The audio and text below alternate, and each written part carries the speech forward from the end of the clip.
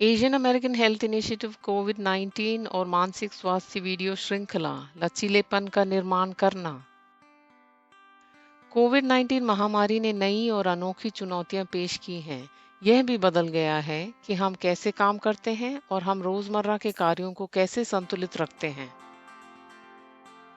शायद आप अभी काम नहीं कर रहे हों, घर से काम कर रहे हों, काम पर जा रहे हों या काम पर लौटने की तैयारी कर रहे हों। आपकी स्थिति जैसी भी हो, यह महामारी लोगों को अलग-अलग तरह से प्रभावित कर रही है और इसलिए लचीलापन बनाना जरूरी है।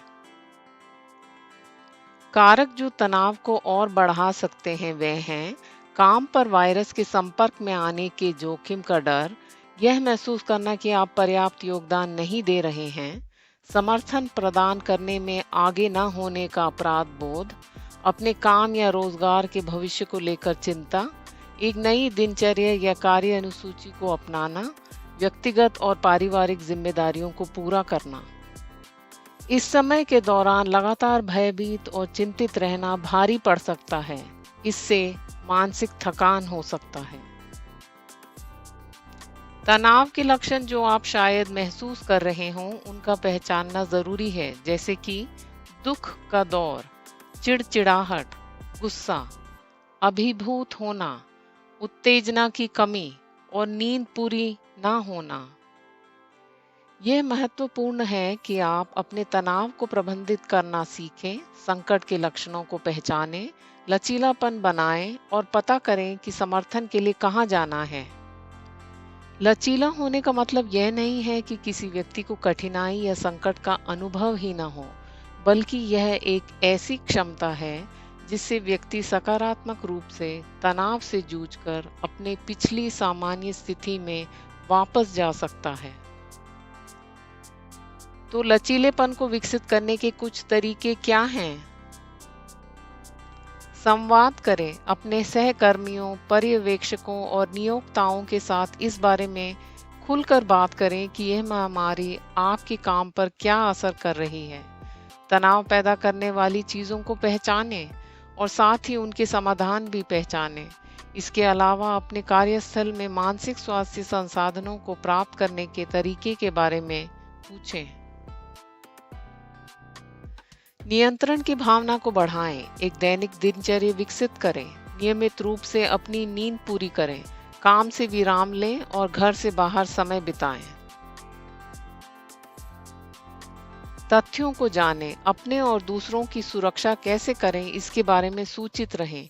जोखिमों को समझना भी महत्वपूर्ण है और केवल दूसरों के साथ सटीक जानकारी साझा करें। महामारी के बारे में लगातार सुनने से मानसिक थकान हो सकती है, इसलिए वायरस के बारे में देखने या पढ़ने से विराम लें। अपने आप को याद दिलाएं कि आप इस महामारी से लड़ने में एक महत्वपूर्ण भूमिका निभा रहे हैं। हम सब इसमें एक साथ हैं और सभी के पास इस असामान्य स्थिति में सिर्फ सीमित संसाधन हैं। सफलताओं का जश्न मनाना जरूरी है और आपके पास जो है उसके लिए आभारी रहें।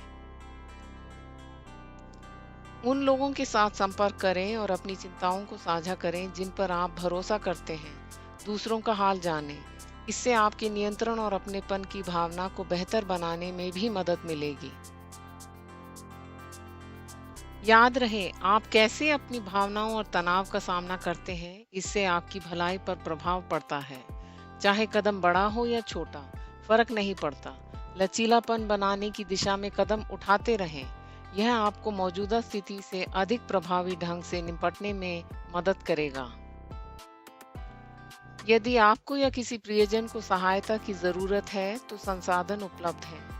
मॉन्टगोमरी काउंटी संकट केंद्र 24 घंटे मुफ्त सेवा प्रदान करता है। एवरी माइंड और राष्ट्रीय आत्महत्या रोकथाम लाइफलाइन फोन, टेक्स्ट या चैट सेवाओं के माध्यम से 24 घंटे उपलब्ध हैं।